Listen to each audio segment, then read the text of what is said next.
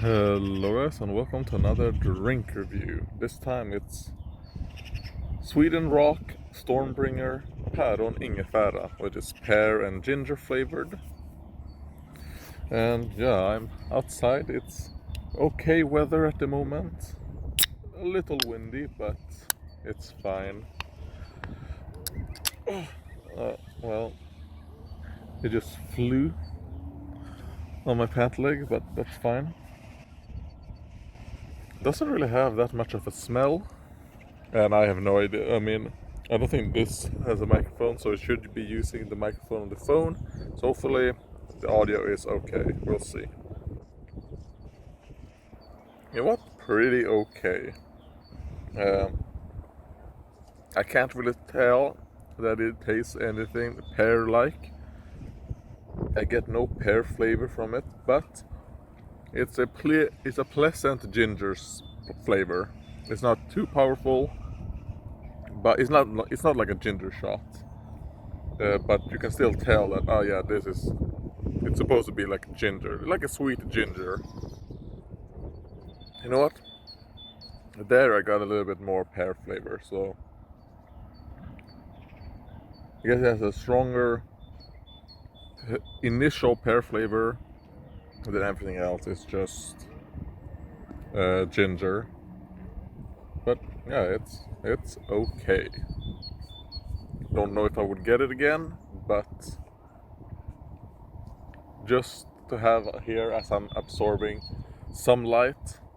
Probably no light because I mean it is March in Sweden, so the amount of like D vitamins you get from the sun is probably close to zero, and the fact that I'm only getting it on my face and a little bit on my arms, and I'm not in good, like I'm unhealthy, genetically inferior, so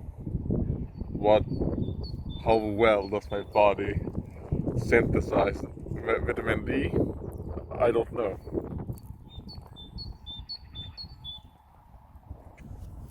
You know what, as I'm just sitting here, just relaxing,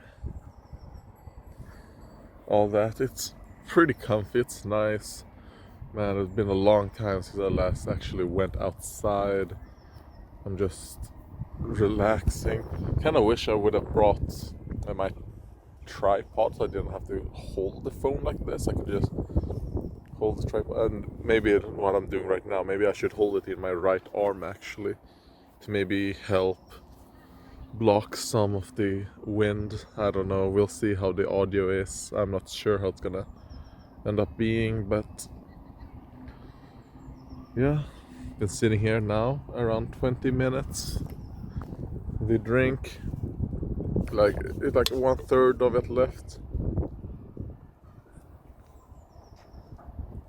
Yeah. What I think it's the 21st of March as I'm recording this. What time is it? 15:39. And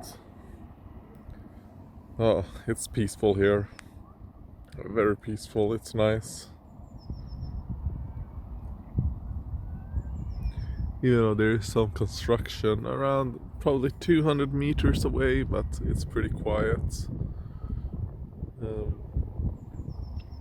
I think they are remodeling the playground. That probably seems to be what they're doing, probably expanding it a bit, because they're building, you know, a few more houses and all that. And I mean, I live in an area where most of the people here, even though it is a low income area, like I said before, and we do have a lot of crime, the thing is that most of the crime, I think it was something like 90% of the crime, aren't actually from people from these areas. It's from people outside areas who then come into these areas or to this area, because I mean, who's gonna stop them here? The people who live here are like poor young families, mostly immigrants who are escaping from you know, like the very bad immigrant areas to this area because it's more peaceful, and they have family. Like, you know what, we shouldn't raise our families in these very dangerous shitholes. Let's go to a less dangerous shithole. Well, I think calling this place a shithole is wrong because I actually really like it. I think it's beautiful, and yeah, it's a good place. It's just bad, you know. It's just sad of some of the things. I mean, yeah, it's mostly young families, alcohol or opiate addicts, and like old Swedish people, like pensioners, are the people who live here. So it's comfy. Like people don't bother you. There used to be some like homosexual white pride biker gangs used to come into these areas a couple of years ago, as they were fighting some Muslim like drug gangs. Used to be some fighting between those two, like, but like in a couple of years I haven't seen any of these white pride homosexual biker gangs. So I assume they probably lost their gang wars off, I guess, who gets to sell drugs. Most likely what they're doing right now, what's happening is that the Muslim gangs have all been fracturing and they're fighting each other, or they're fighting themselves. They basically have a civil war now. So most of the shootings, the stabbings, and the rapes that happen are between, you know, like between them. It's mostly just, I think 90% just within the gangs killing each other. And then sometimes, sadly, a stray bullet hits someone innocent, which is, to me, is the only thing that I feel sad about. I genuinely do not care when these gang members kill each other. The only thing I care about is when just some random fucker is just, you know, like, I'm on my way home, you know, like, bought some food, whatever, and then boom, they get killed because they were. And I don't think saying the wrong place at the wrong time is the right thing to say. No, because they weren't in the wrong place at the wrong time. It wasn't, you know, their fucking fault. I think it's, you know, like, I don't think, you know, just being outside is the wrong thing to be, you know. So I don't know. I don't kind of like that saying.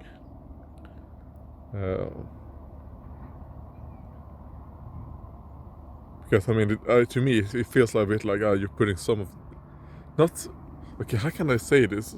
Because I think it's hard when I don't really know like how to express the words I'm trying to say. But it's kind of like, it feels like they're going like, oh, it's your fault, but not really. Like, maybe like 1% your fault because you were at the wrong place at the wrong time. No, I don't agree with that. That saying, that is. I mean, I guess you could say like, yeah, sure. Even if let's say, as I'm sitting here, let's say a meteor somehow just fell and just smashed me, killed me instantly now. I guess you could say, yeah, even though it was an accident, I guess you could say, it was like 1% your fault. Because, I mean, I'm the one sitting here, right? So, I guess, sure. But yeah. It's nice being here in the sun. I can see my mom want to go home. She's freezing. While I'm like, it's warm for me. Yeah.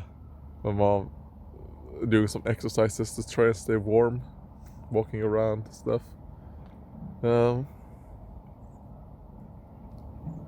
Yeah, but you know, I would like to do this more, just getting out. Maybe that's something that's gonna be like a, because I don't tend to do New Year, like New Year resolution or whatever. But maybe we'll do something here. Like, I want to get out more, even if it is just going someplace and just sitting still, like I've been doing now for like half an hour, just out in the sun. Like,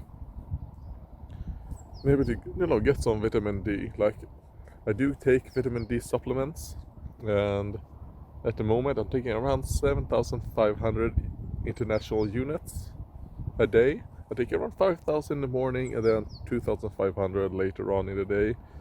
But that's not something that, like, strictly that's how much I take. Sometimes I take 5,000, Sometimes I might take 2,500, like whatever, vitamin D3 supplements I have, and whatever, like it isn't like a set number, but I am taking more than the prescription I was given, because the prescription I was given first was 800 a day, which when you looked at my vitamin D, because I take vitamin D tests 2 times a year, or 1 to 2 times, most times 2 times a year, and that has been for over a decade now. And when I was taking, the 800, no different. They then set up to 1,600, no different. So then I myself has had to, because I don't know, they don't want to give me more. So at the moment I'm not taking vitamin D3, even though I have a prescription of it. Well, the prescription of it ended, and I haven't asked for a new one because I'm taking, just myself, and maybe I'll ask for the prescription again, as next time I'm gonna update my adrenaline. When I ask for some more adrenaline, I'll ask if they can just renew those 1,600, because it is, good vitamin D3, and I can use those 1,600 as the thing that I take, not in the morning, but like the second dose I take, because that is a pretty good price. Yeah, so but as I've done, like when I've done my own thing where I take more, my vitamin D levels have actually gone up. They're still low, but they're going in the right direction. So I want to see how they are in the next time I do the testing, to see how they are, because as I'm taking like these 5,000 plus international units now, I haven't had a new test. I haven't had a vitamin D3 test, so I want to see how it is, because I'm pretty sure I'm averaging around 7,000 plus from just diet, and from diet plus supplements. And I mean, we'll see how much you can get from being out in the sun. At the moment, I'm sure I'm getting almost nothing because of, I live in Sweden and it is in March, and it's not like a super strong sun. And, I'm mostly covered. I mean, it's mostly on my face, my fingers, and at the moment, I don't know if you could see that, I have like a quarter of my legs are showing some skin. So, yeah, what is the absorption rate? Probably not much. Even though, as you can probably tell, my legs are actually very muscular somehow. I have no idea. Well, I can guess how my legs are muscular. The fact that they're constantly, like,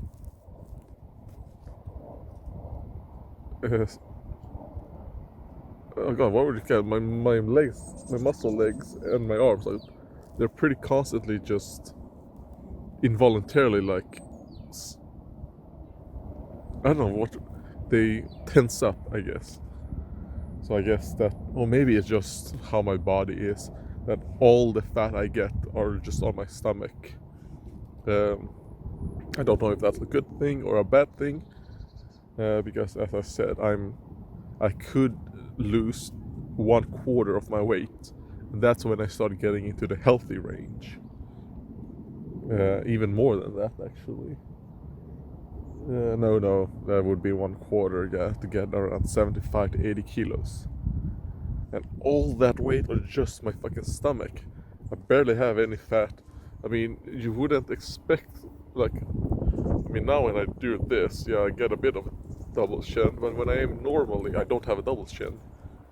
And that's surprising because of how fat I am. So I think that's why people sometimes think that, Andreas, you don't look that overweight. Trust me, I am very overweight. It's just that my fat distribution, I guess I am lucky in the fact that it goes straight to my stomach. But yeah, the sun is starting to fade, so I think I'll do my mom. I'll go back with my mom now home, because she seems to be that she might. Are you freezing? Yes. So let's go home.